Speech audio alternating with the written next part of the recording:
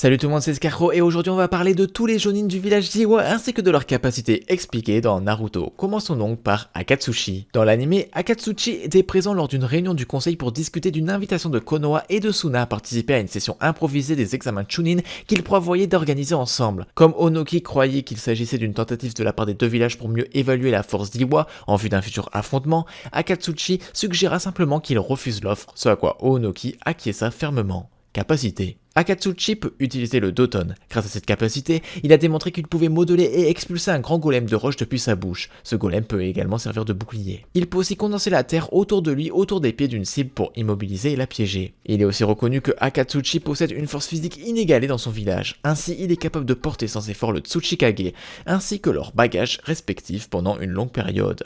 Malgré sa grande taille, il est plutôt rapide, comme on a pu voir lorsqu'il a couru aux côtés du Tsuchikage après avoir réagi à l'action agressive du 4ème Raikage.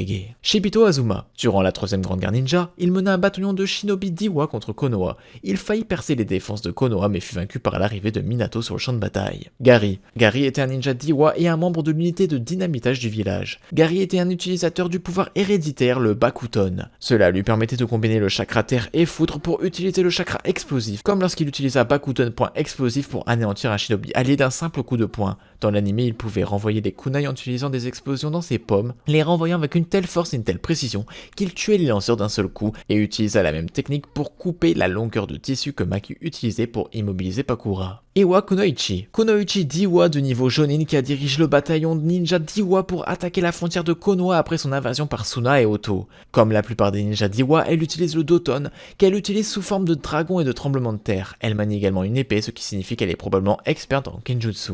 Kako. Pendant la 3ème Grande Guerre Ninja, il fut partenaire de Taiseki et Mahiru. Il affronta notamment l'équipe Minato de Konoha dirigée par Kakashi. Il parvint à capturer Rin et la plaça sous un Kenjutsu mais ne réussit pas à lui soutirer d'informations. Peu après, Kakashi et Obito arrivèrent pour secourir Rin et semblèrent vaincre Kako. Cependant, il réussit à les coincer. Le côté droit du corps d'Obito fut écrasé par un rocher et il fut présumé mort lors d'un deuxième éboulement. Rin et Kakashi survécurent à l'éboulement, Kakashi ayant désormais le Sharingan d'Obito à la place de son œil gauche perdu lors d'un combat contre Taiseki. Kako réussit à briser le sabre de Kakashi, mais le Sharingan de Kakashi lui permet de tuer Kako grâce à un Chidori nouvellement perfectionné. Capacité. Bien que belliqueux de nature, Kako excellait dans tous les domaines de capacité d'un shinobi, le ninjutsu, le taijutsu et le genjutsu, ce qui faisait de lui une figure puissante et influente d'Iwa. Sa grande expérience du combat lui permettait de formuler et d'utiliser des tactiques avancées pour vaincre ses ennemis. Il combattait en utilisant les lames rétractables attachées à ses bras, qu'il maniait avec une grande maîtrise. Il a également été montré en train d'utiliser des techniques de type Doton, comme le Doton frappe sismique. Kako excellait aussi dans la collecte d'informations, comme en témoigne l'utilisation d'un genjutsu interrogatoire de haut niveau, illustré lorsqu'il a interrogé Rin. Kitsuchi. À un moment donné, lorsqu'il a été découvert qu'un espion s'était infiltré dans leur village, Kitsuchi et un autre shinobi ont trouvé Nanigashi, qui avait intercepté l'espion, mais n'avait pas réussi à le capturer. Kitsuchi est très compétent dans l'utilisation des techniques de Doton. Un exemple marquant est sa capacité à manipuler le terrain à grande échelle lorsqu'il a utilisé la technique Doton éruption volcanique avec sa fille, exposant ainsi toute une partie de l'armée des Zetsu blancs qui se déplaçait sous la surface.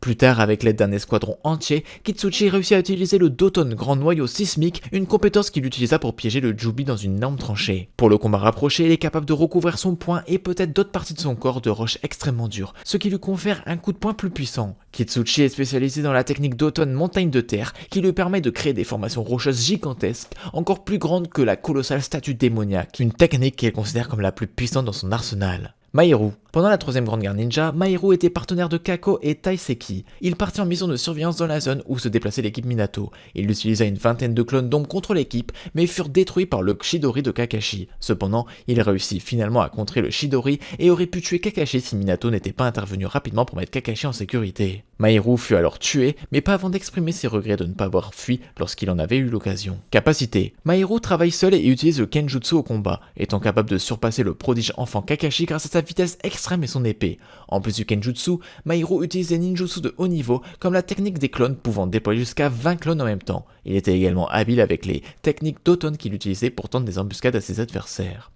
Taiseki. Il était le partenaire de Kako lors de la capture de Rin, donc je me répète pas. Reflétant la nature prudente de Taiseki, il pouvait utiliser la technique de camouflage qui lui permettait de manipuler la lumière environnante pour devenir invisible. Taiseki pouvait ainsi se déplacer et frapper ses ennemis sans être vu.